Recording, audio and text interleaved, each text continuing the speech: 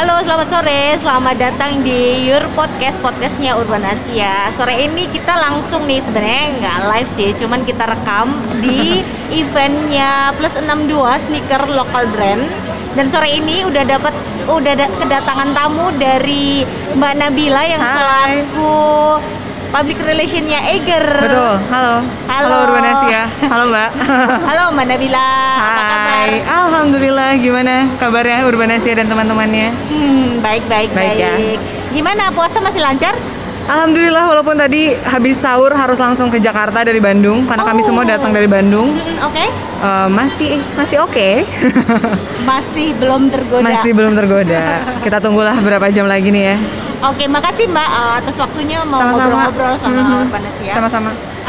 Jadi gini Mbak, ini kan boleh dibilang adalah bukan event pertama tentu saja di era pandemi, Ya. cuman ini boleh dibilang event hybrid ya, pertama. Betul. Dan yang mendapat izin gitu dari Kemenparekraf, dari pemerintah artinya gitu. Apa yang melatar belakangin Eiger untuk mau gabung ke sini? Oke. Singkat ceritanya, kami dapat kabar dari Dr. Tirta langsung. Tim kami langsung dapat kabar dari Dr. Tirta, katanya ada acara ini. Terus setelah ngobrol-ngobrol sana sini, kayaknya ini juga jadi momen breakthrough-nya Eiger juga setelah 1,5 tahun kami nggak ikut event offline sama sekali. Dan akhirnya ya kami percaya lah ya Dr. Tirta dan teman-teman Kemenpar semuanya pasti punya protokol kesehatan yang sangat ketat gitu, sama ketatnya sama kami di toko juga. Jadi why not untuk dicoba, sekalian belajar juga sebenarnya, siapa tahu dari acara ini nextnya Eiger bisa bikin offline event juga sih gitu. Ngomong-ngomong soal apa ya, ini kan pandemi ya, kita tahu lah pandemi ini kan mengerus beberapa bisnis, Yes. nggak cuma lokal tapi juga global gitu. Betul. Dari sisi Eiger sendiri gimana trafficnya Mbak, traffic bisnis? Kalau ngomongin Eiger, kayaknya hampir sama ya, semua bisnis pasti terkena dampaknya gitu, masing-masing punya dampaknya masing-masing lah. Ada yang mungkin di salesnya, ada yang mungkin traffic ke tokonya, apa segala macam. Di awal-awal mungkin traffic ke toko pasti sangat berkurang karena PSBB ya kan.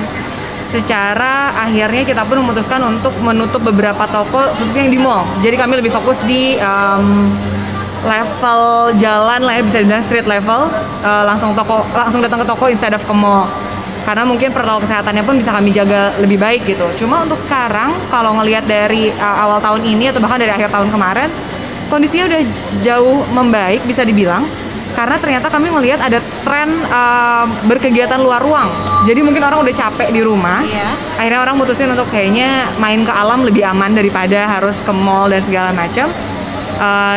That's the moment when Eiger have to shine ya nggak sih akhirnya gitu. Karena memang akhirnya orang datang ke toko, kami ngelihat trafficnya justru belinya udah bukan kaos lagi, udah bukan celana lagi, bukan apparel lagi, tapi tenda, peralatan camping, sleeping bag itu yang mereka cari gitu. Jadi memang karena iya. Atau bahkan pun kita juga nemu orang-orang yang beli tenda tapi untuk dipakainya di rumah aja. Jadi di halaman rumah atau di taman, refreshing, betul. Jadi nggak harus yang ke gunung, karena memang gunung pun kan belum semuanya dibuka ya. Iya. Tapi setidaknya trekking udah bisa, jadi ke tempat-tempat kayak gitu sih udah oke. Tapi ngomong-ngomong, pandemi ini sempat atau ada nggak sih kayak titik apa ya krisisnya gitu, yang mungkin berasa banget buat Eiger, ada nggak sih? Kalau ngomongin selama COVID, alhamdulillahnya kayak belum ada ya kalau dari data kami. Maksudnya strateginya untuk mengatasi kondisi ini tuh langsung cepat diambil sama manajemen juga, langsung kami terapkan juga. Jadi untuk penurunan atau misalnya sampai kasarnya krisis itu kami bilang belum sih, alhamdulillahnya jangan sampai deh ya gitu. Pun penutupan toko di level mall pun memang keputusan manajemen karena dari segi prokesnya juga yang nggak bisa kami jaga, dan mall juga waktu itu banyak yang tutup ya waktu PSBB. Jadi kalau untuk sampai krisis sih belum, dan jangan sampai sih, semoga tidak. Alhamdulillahnya. Terus masalah ini apa yang udah dilakukan Eiger untuk mencoba bertahan gitu. Kan bagaimanapun kan walaupun mungkin belum sampai krisis, tapi kan pasti ada upaya-upaya untuk supaya bertahan dan bahkan meningkatkan lah. Betul. Itu apa aja yang udah dilakukan? Apakah semacam mengembangkan bagaimana cara penjualan atau bagaimana? Dari awal sendiri, di awal pandemi kita langsung mengeluarkan produk-produk yang berhubungan sama keselamatan, kesehatan gitu ya. hampir setengahnya mungkin lini bisnis kita pun saat itu berubah jadi bikin masker, APD, hazmat dan segala macam. Jadi di awal tuh kita fokusnya ke sana. Jadi lebih provide kebutuhan konsumen, memprovide kebutuhan Eggerian saat itu apa gitu. Dan semakin kesini akhirnya kami memutuskan untuk merubah strategi bisnis memang. Yang awalnya kami fokus di offline, akhirnya fokus ke online walaupun sudah berjalan selama 3 tahun gitu. Tapi akhirnya the power of online, social media semakin kita kuatin. Kami punya e-commerce sendiri, kami kerja sama-sama banyak marketplace juga. Memperkuat reseller itu udah pasti karena kami juga bukan cuma jualan di toko aja, tapi juga banyak reseller-reseller di luar sana. Tapi yang paling penting dari segi produk akhirnya yang kami adjust. Kalau dulu mungkin kita eager untuk bikin produk-produk yang high technicalities, kami eager untuk bikin produk-produk yang khusus mountaineering, khusus kegiatan luar ruang. Tapi akhirnya kami shifting mulai memenuhi kayaknya orang-orang butuh juga the daily products. Walaupun kami udah punya ya, cuma akhirnya kami perkuat lagi. Akhirnya kami keluarkan seri comfort wear, di mana itu baju-bajunya rumahan banget. Kalau mau glamping, camping santai itu bisa banget dipakai. Atau bahkan kita juga memperkuat cycling seriesnya kita karena kami ngelihat tren cycling. Jadi emang akhirnya ngikutin trennya juga, ngikutin pasarnya juga, kebutuhannya juga, tapi tanpa melupakan core atau nyawanya Egger itu sendiri sih. Jadi mengembangkan ya, mengembangkan produk yang dibuat ya. Ya. Dan apakah itu bekerja? Alhamdulillah bisa dibilang bekerja cukup baik ya. Maksudnya balik lagi ketika kita udah lama nggak mengembangkan alat-alat camping dan segala macam, ternyata orang tetap beli, tapi at the same time kami bisa memprovide kebutuhan yang lain yang bukan sekedar kegiatan luar ruang doang gitu. Yang surprisingly akhirnya Egger semakin dilihat bukan cuma penyedia perlengkapan kegiatan luar ruang juga gitu, tapi in daily basis pun kita masih bisa pakai produk Egger gitu. Itu mulai ke arah sana sih, dan seneng sih orang-orang mulai bisa ngelihat kalau Egger dari sisi fashionnya misalnya atau dari sisi daily wear-nya gitu instead of mountaineering terus gitu. Iya, berarti lebih lengkap lah ya sekarang. Akhirnya lebih lengkap, betul. Mana Bila? Aku lagi pengen nanya yang kemarin heboh itu. Yang mana boleh sih? Kan? Yang mana tuh?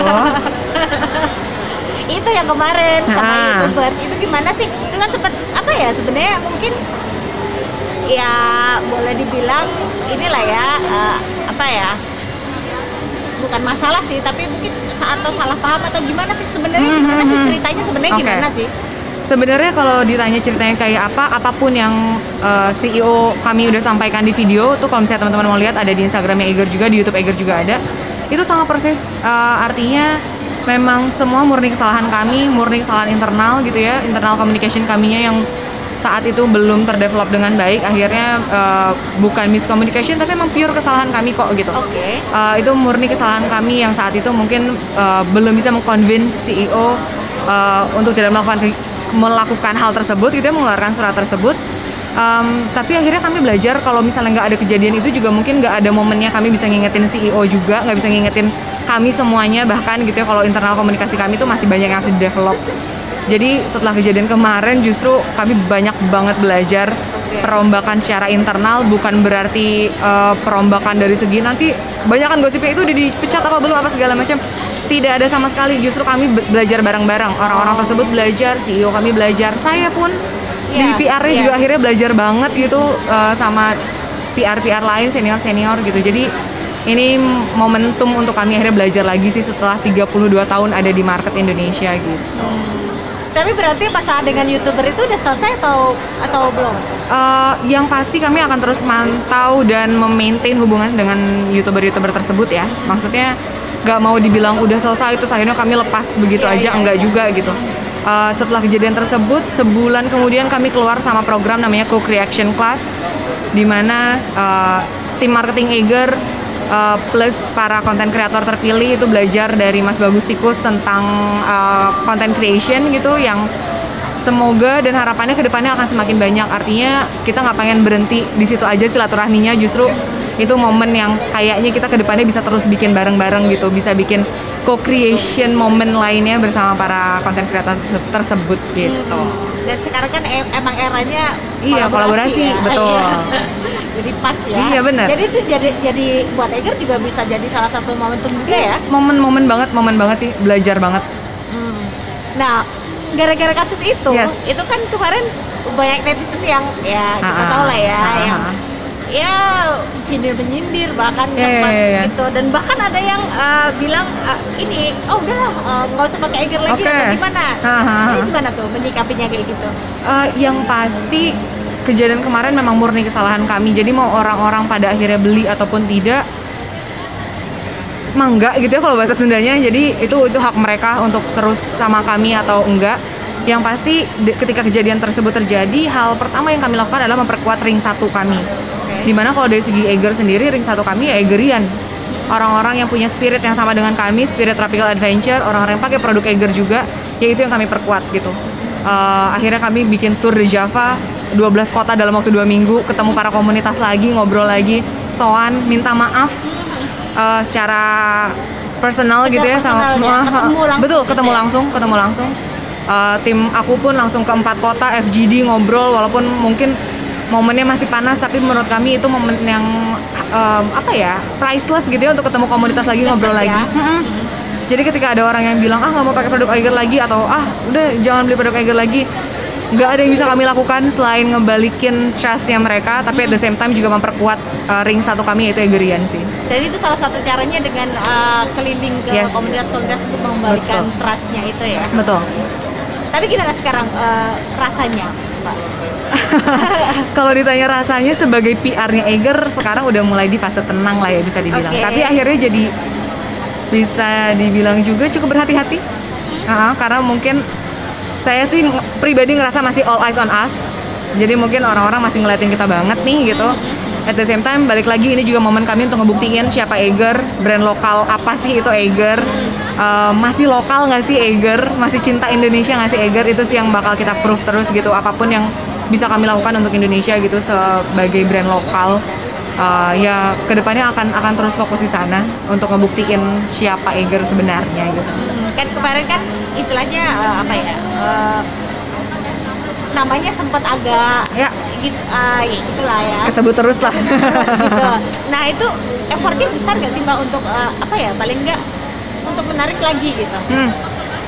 Kalau ditanya effortnya besar apa enggak, pasti besar banget. Tapi di momen itu pun saya sadar the power of community. Ketika orang mungkin sekarang lagi ngomongin bikin bisnis tuh build community-nya dulu, bikin komunitasnya dulu, adain komunitasnya dulu, baru mungkin bisa marketingin produknya atau segala macam. Ternyata itu bener loh gitu. Dari awal Pak Roni Lukito mendevelop Eiger itu based on community, memperkuat komunitasnya dulu sebelum develop produk, dan buahnya kerasa sekarang sih bisa saya bilang gitu. Artinya ketika kejadian itu terjadi, gak banyak yang menghujat, iya banyak sekali pasti, banyak yang kecewa, banyak yang sedih, banyak yang mempertanyakan kenapa Eiger seperti itu. Tapi at the same time, ring 1 kami yang tadi aku bilang, komunitas-komunitas ini yang kami jaga dari awal, banyak banget yang ngedukung loh. Bukan berarti ngedukung apa yang kami lakukan ya, cuma mereka percaya kalau ini kesalahan yang bisa diperbaiki, kedepannya pasti Eiger tidak akan seperti itu lagi, dan mereka masih percaya kami sampai sekarang gitu. Jadi effortnya besar, tapi bersyukur banget kami punya Eigerian yang ada di garda terdepannya, bisa dibilang yang loyal banget, yang pada akhirnya ketika kami tanda kutip susah, mereka hand in hand bantuin kami juga gitu. Jadi ya itu sih, balik lagi itu kami sadar banget the power of community itu sebesar itu sih, untuk menjatuhkan, untuk menaikkan at the same time ya. Jadi makanya kepercayaan itu sih yang harus selalu kami jaga sampai sekarang. Iya. Nah ini kan Eiger kan udah berapa Mbak? 32 tahun ya. Sekarang ini udah mulai ke global atau belum sih Mbak? Sebenarnya kalau throwback sedikit, Eiger tuh sudah sempat ada di Malaysia dan di beberapa negara lainnya. Tapi ternyata demand di Indonesia tuh masih kenceng banget, dan pada akhirnya ketika kita harus memenuhi market waktu itu di Malaysia dan di Indonesia tuh nggak kekejar. Akhirnya malah kasihan yang di Malaysia, karena di Indonesianya kita sibuk fulfill kebutuhan mereka, di Malaysianya malah jadi terlambat nih, nggak bisa ke fulfill dengan baik. Akhirnya kami putuskan untuk ditutup dulu yang di Malaysia, fokus di Indonesia. Tapi kalau plan ke depannya, harapannya sih tahun depan atau misalnya 2 tahun lagi kami sudah bisa masuk ke Asia Tenggara. Balik lagi karena tagline kami Tropical Adventure, jadi semoga si Eiger ini ada di setiap negara yang beriklim tropis juga. Karena kami yakin kebutuhannya nggak beda jauh sih gitu. Jadi semoga kami juga bisa masuk ke market-market tersebut. Jadi bukan ditutup itu bukan karena sepi. sepi atau tidak diminati ya. Alhamdulillahnya bukan karena itu sih. Justru karena kita yang nggak bisa memfulfill. Ya. Jadi karena memang dari sisi produksinya masih belum bisa mencukupi. Betul. Gitu. Di Indonesia aja maksudnya sekarang kami punya 250 toko. Seluruh Indonesia dan masih akan terus mengembangkan, masih terus bakal buka banyak banget toko lagi di Indonesia. Kenapa? Simply karena menurut kami seluruh bagian di Indonesia belum terfulfill dengan baik nih. Ya kami aja mungkin masih belum mengerti kebutuhan market Indonesia apa, masih belajar terus, masih cari tahu terus gitu. Sampai akhirnya kami menemukan formula yang tepat untuk market Indonesia terfulfill dengan baik, baru kami akan fokus ke negara lain. Soalnya kalau boleh dibilang kualitas Eiger sama kualitas brand-brand luar negeri gitu ya, yang sama-sama buat outdoor, kegiatan outdoor gitu, itu sebenarnya sih ya 1:1 loh, maksudnya. Amin. Maksudnya kualitasnya sebenarnya sudah mencukupi gitu, sudah oke banget. Atau berarti PR-nya di situ ya? PR-nya di situ, dan PR lebih jauhnya lagi adalah untuk bisa 100% diproduce di Indonesia sih. Itu target kami juga untuk tahun-tahun ke depan, dan sustainability juga. Jadi pengennya pertama brandnya sustain, yang kedua apapun yang kami lakukan secara bisnis juga memperhatikan alam, dan yang terakhir dari Indonesia untuk Indonesia, ya Eiger untuk Indonesia juga gitu. Jadi pengennya sih semua produksi bisa dilakukan di Indonesia. Thank you banget. Terima kasih. Kita ngobrol lagi. Iya, harus. Terima kasih banyak. Terima kasih, Kita Mbak. pengen kunjungan ke store gitu, Iya, yang boleh ada yuk. di Radal ya? Di Radal. Radio Dalam. Radio Dalam ya. Iya, Radio Dalam. Boleh. Itu kan keren banget kantornya. Dengan senang hati. Kantornya, Tokonya. Iya. Dengan senang hati, yuk main-main. Oke. Itu tadi obrolan dengan Mbak Nabila, public relation-nya Eiger. Aduh, jadi belibet kan.